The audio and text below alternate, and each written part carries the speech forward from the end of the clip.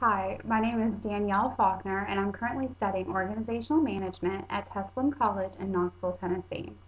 I want to take an opportunity to speak with everyone regarding a recent rhetorical analysis essay that I wrote for my composition and rhetoric course. The essay was titled Alcohol Advertising, Who Are They Really Targeting? It's an understatement to say that popular culture defines our current generation. Advertising has become such an intricate and accepted part of our everyday life. However, given the current economic climate, advertisers are using much more strong tactics in order to sell and market their products. Alcohol advertisers, in particular, have glamorized and provided a gratuitous portrayal of the individuals that use and consume their products. With this said, I wanted to take a moment to talk to everyone about three different mediums and further analyze the different demographics that these companies are targeting their products to. Per drugrehab.org, alcohol companies spent over $2 billion last year in advertising their products alone. One of the strongest things that advertisers use is relying on ethos to target a certain demographic. I wanted to further examine three different mediums that are being used by advertisers currently. One is a commercial that is marketing towards men, and it's actually a series of commercials that was developed in 2007 by Dos Equis Beer. The commercial that we're going to look at was actually developed in 2009, and it portrays the most interesting man consuming the product. I printed out a few of the still shots of frames of this commercial so we can further analyze. The first frame shows the most interesting man. He's within a group of people. He's well dressed. There's a crowd of people around him cheering him on as he lifts two women in chairs. Now, after further review, you can actually see that the women are Asian and they appear to be dressed in some type of nurse's uniform. This image actually further convinces that this has sexual connotations and relies on the typical male stereotypical fantasy. Now, it also shows and implies that consuming this product will make you the life of the party and give you a stronger physique. The next image actually shows the same most interesting man, and he is challenging a foreign military general to an arm wrestling match. This image was very interesting to me because it was created after the capture of Saddam Hussein. Now, I actually noticed that the general showed he directly resembles Saddam Hussein. This to me created reliability and ethos within the demographic because it parallels the Iraq War and it supports the conventional idea that men equate war with strength. If you notice as well, the most interesting man has a Dos Equis beer next to him. And I'd like to add at the end of this frame, he won the arm wrestling competition. The next shot shows the most interesting man approaching a grizzly bear that is stuck in a trap. Now, you might not be able to see, but they actually wrote the words, "Do not attempt," in very light white writing over a golden wheat color background. It's very unnoticeable. That to me actually portrays that they probably really don't want you not to see that.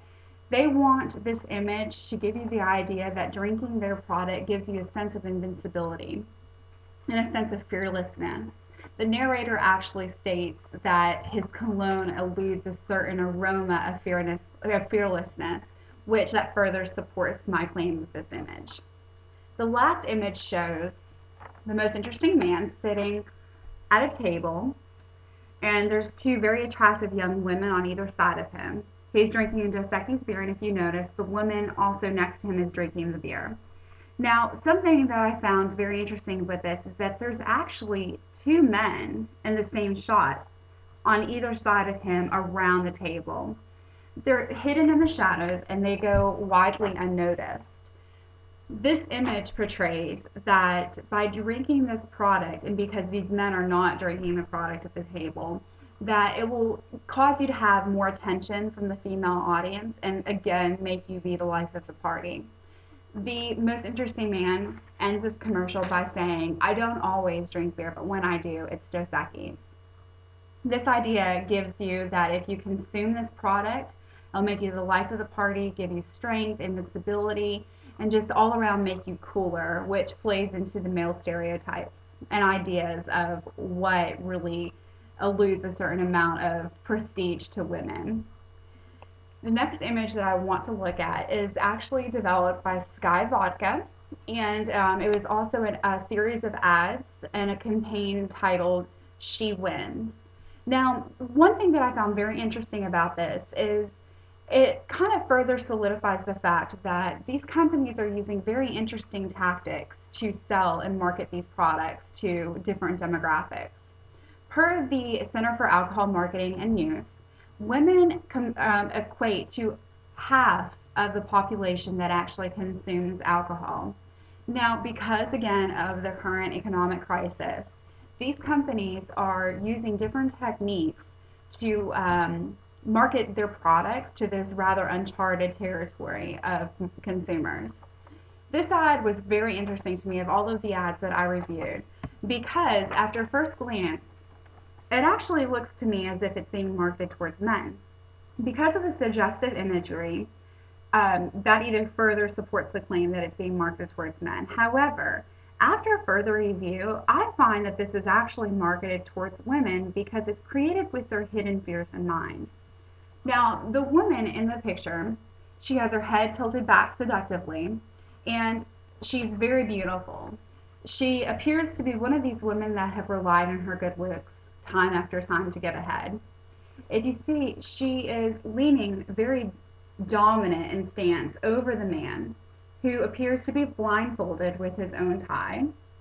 And this actually goes against the contemporary roles or sexual roles that our society puts on with women. And it also shows that she has an empty glass, which insinuates by drinking this product, it's going to make you more confident and more seductive and more alluring. Now, I also noticed that she's eating olives, and I found it was a very sexual connotation that it was two olives speared by a very sharp toothpick, which again portrays her dominance. And then I also found it very interesting that the toothpick was aligned perfectly with the man's heart. So this ad to me was very compelling just because it was a great example of one that you wouldn't actually think is being marketed towards a specific demographic, especially with women in mind. But after further examination, that's exactly what this ad was created to, which actually further supports how cunning and creative these advertisers are being. Now, one segment of this advertising that we might actually be more familiar with is the indirect advertising towards children. This has become a very widely discussed topic within our media in relatively recent years. I found a cartoon that actually creates satire of this recent epidemic of advertising and awareness towards children. The cartoon at the bottom says, "Now kids, don't look until you're 21." This ad created satire because it shows different situations that I actually had not considered previously to be indirectly marketing alcohol towards children. They have wide-eyed young children that are almost mesmerized by these TVs with these alcohol images. One of the TVs actually shows them handing over beer with hearts as if it's something of affection that they're doing. It also shows different screens with beer and like sporting events, one being basketball, the other one being NASCAR. That's something that we might also not think about, that these alcohol products are actually being marketed during events that are considered like family functions, not only through direct advertisement, through commercials, but also through placement of signage throughout arenas. Another screen shows an image of a man and a woman leaning over to kiss over a bottle of beer. Sexually curious adolescents would relate affection with alcohol, which would even further romanticize the use of this product. The last thing I'd like to look at is that they also show it looks to be a beer industry executive in a gray suit.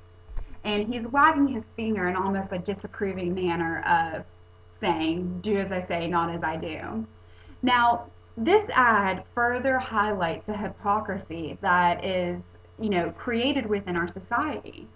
We have all these advertisements that are centered around how fun and how you're the life of the party and how exciting it is to drink alcohol, but at the same time, we tell our children, and these alcohol advertisers are also telling our children, this is not something you should participate in. So it glamorizes the idea of drinking alcohol, but at the same time, they're not necessarily condoning it, but they're telling them it's not something that children should participate in. So it's very confusing. It's really important for us to understand the tactics that are being used by advertisers in order to better prepare us for tools to combat this current advertising. It's important also to recognize the motives behind the aggressive campaigns to influence our opinions, and remember that advertisers can manipulate our social and cultural insecurities in order to establish ethos with consumers, which provide successful in sales of their products. I really appreciate your all's attention to this matter, and thank you very much. I hope you have a great night.